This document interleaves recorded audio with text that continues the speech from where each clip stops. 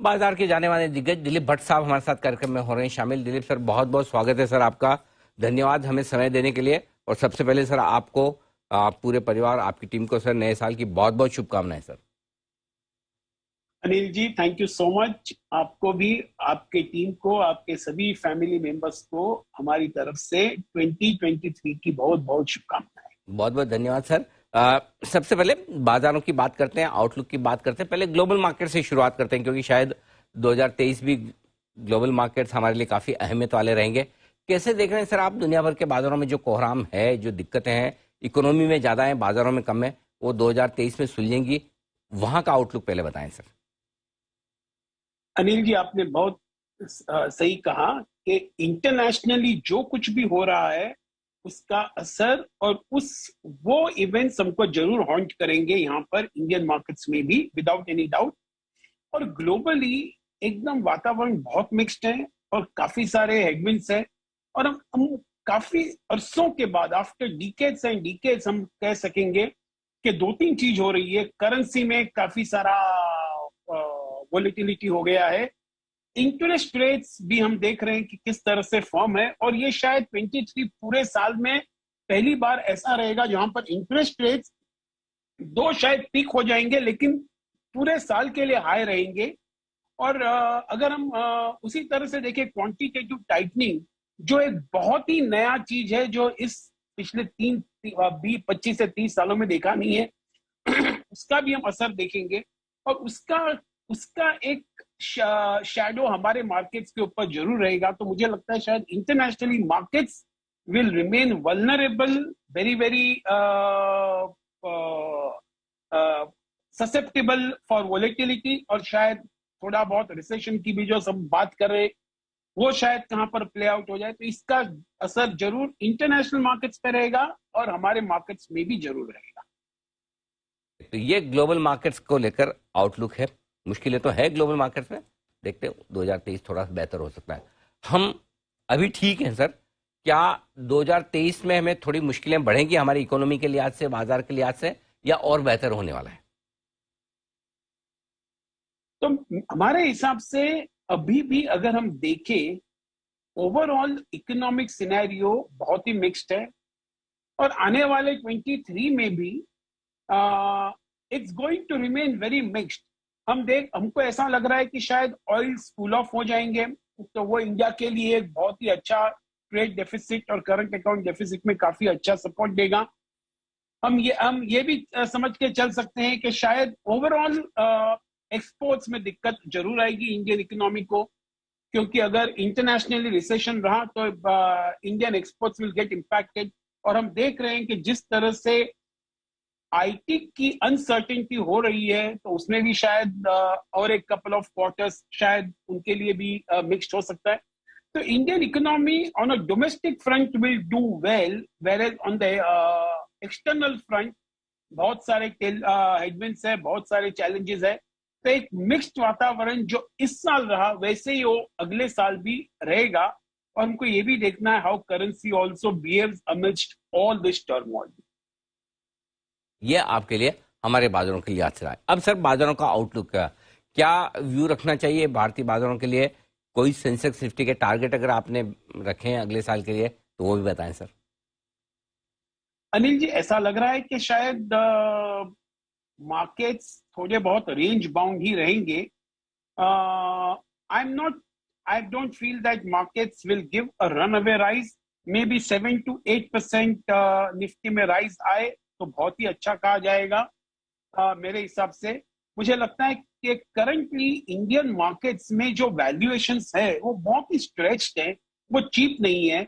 और अगर हम हिस्टोरिकली भी देखें, जो प्रीमियम इंडियन मार्केट्स को मिल रहे हैं वो भी मुझे ऐसा नहीं लगता कि पिछले 25-30 साल में इतना प्रीमियम कभी हुआ है। तो ये एक वैल्यूएशन वाइज कंफर्ट नहीं लग रहा है। मुझे लगता है शायद अगर मार्केट्स न्यू टॉप में जाने की कोशिश करेगा, कर सकता है, हो सकता है, लेकिन वहां से एक रन अवे राइज की शायद अगर हो जाए तो वोलेटिलिटी बहुत बनी रहेगी। तो मुझे लगता है we should expect 7 to 8% growth in Nifty, and overall I think markets should consolidate in this range. क्योंकि एफआईएस के इन्वेस्टमेंट जरूर 23 में आएंगे, मे बी रुक रुक कर आएंगे, लेकिन जरूर India will be a destination where we can see that FI investment will continue. तो डाउनसाइड रिस्क लिमिटेड है, लेकिन अपसाइड ऑल्सो मुझे लगता है बहुत रेंज बाउंड रहेगा, और इसी में शायद मार्केट्स कंसोलिडेट हो जाएंगे। ओके, तो ये आपके लिए बाजार में 7-8% की आप अपसाइड निफ्टी में देख सकते हैं, उस लिहाज से अपनी प्रिपरेशन रखिए। चलिए, ये एक बहुत बढ़िया डायरेक्शन आपने दिया। अब बताएं सर, इस मिले जुले रेंज बाउंड बाजार में निवेश के मौके कहाँ मिलेंगे? मुझे लगता है ओएमसी पे जरूर ध्यान देना चाहिए, ऑयल मार्केटिंग कंपनीज पे, क्योंकि उनकी अंडर रिकवरीज, खास करके डीजल में उनको काफी नुकसान हुआ है, और जिस तरह से ऑयल कूलिंग ऑफ हो जाएगा तो ऐसा लग रहा है शायद उसका इम्पैक्ट जो अंडर रिकवरीज थे वो काफी हद तक वो एड्रेस हो जाएंगे। और अगर ये ऑयल होपफुली कंटेन में रहा, जो लग रहा है कि होना चाहिए, तो OMCs will be one of the biggest beneficiaries. और यहां से अगर आप देखें तो रिस्क रिटर्न में रिस्क लिमिटेड है, लेकिन शायद एक structurally for one more year OMCs look pretty good and pretty interesting. और अगर जरा ये अच्छे प्रॉफिट में आते हैं तो हमको पता है इनका डिविडेंड भी बहुत अच्छा रहता है, तो डिविडेंड यील्ड के हिसाब से भी काफी ठीक रहेगा। तो 12 मंथ्स के लिए शायद एक ओएमसीज पे जरूर ध्यान देना चाहिए। मुझे लगता है कैपेक्स, इंफ्रा और कैपिटल गुड्स सेक्टर में भी अच्छी खासी इंटरेस्ट बनी रहेगी मार्केट्स में, because I think infra and capital goods spend will continue to be the focus of the government. तो जैसे लार्सन टुब्रो है, एबीबी है, सीमेंस है, मुझे लगता है शायद ये सब कंपनीज और भी अच्छा करेंगे यहाँ से, और उन पे ध्यान जरूर देना चाहिए। और मुझे लगता है फार्मा है जो बहुत ही बीटन डाउन है, और काफी हद तक काफी टाइम तक उसने अंडर परफॉर्म किया है, may be 1 or 2 more quarters they will under perform, but यहाँ से फार्मा सेक्टर को जरूर ध्यान देना चाहिए for a long term buying. Okay, तो सर ने सारे के सारे वो सेक्टर बताए जो पिटे हुए हैं, जो आउट ऑफ फैशन है। Oil marketing companies, infra, pharma, capital goods जरूर थोड़ा बहुत फैशन में आया इस साल, लेकिन अगले साल के लिए जो आपने इस साल इग्नोर किए वो स्टॉक्स, वो सेक्टर्स ज्यादा बेहतर करेंगे। सर, एक तो ये 2 सवाल है इसमें। एक तो ये कि अगर आपकी कोई पसंदीदा शेयर आप शेयर करना चाहें, बताना चाहें तो वो, और दूसरा है कि कहां से दूर रहना है वो भी बताएं सर। अनिल जी, और एक सेक्टर में जरा बोलूं, मुझे लगता है शायद फाइनेंशियल्स भी एक सेक्टर है जहां पर आने वाले दिनों में हम देखेंगे कि निम एक्सपेंशन हो जाएगा, क्रेडिट ग्रोथ अच्छा रहेगा, and balance sheets are much cleaner, तो ये financials also will do pretty well. और सेक्टर जहां पर मुझे लगता है कि दूर रहना चाहिए, या फिर न्यूट्रल हम कह सकते हैं उसको, एक तो मुझे लगता है कि ओवरऑल पीएसयू सेक्टर जो काफी अच्छा परफॉर्म कर चुका है, और भी शायद थोड़ा बहुत परफॉर्म कर ले, उसमें कोई नई बात नहीं होगी, लेकिन पीएसयूज में मुझे एक लग रहा है कि शायद इनका गवर्नमेंट डिसइन्वेस्टमेंट का ओवरहैंग बना रहेगा मोस्ट ऑफ द कंपनीज में। तो एक पीएसयू में शायद यहाँ से I am not very gung ho on PSU. I think metals में वी आर वेरी न्यूट्रल, हमको नहीं लगता कि यहाँ से metals also can give any great returns. थोड़ा बहुत temporary rally can happen here and there, लेकिन metals cannot does not look good.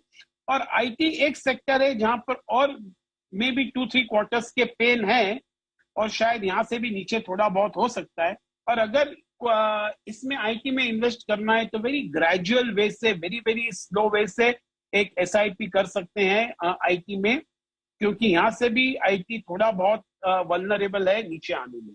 Okay, तो ये है थोड़े से आपके लिए सेक्टर्स जिनमें आपको सावधानी भी रखनी है और थोड़ा थोड़ा निवेश करने का मौका भी ढूंढना है। दिलीप सर, बहुत बहुत धन्यवाद आपका हमें समय देने के लिए, अगले साल के लिए पूरा आउटलुक और निवेश के बेहतरीन मौके बताने के लिए। Thank you so much sir.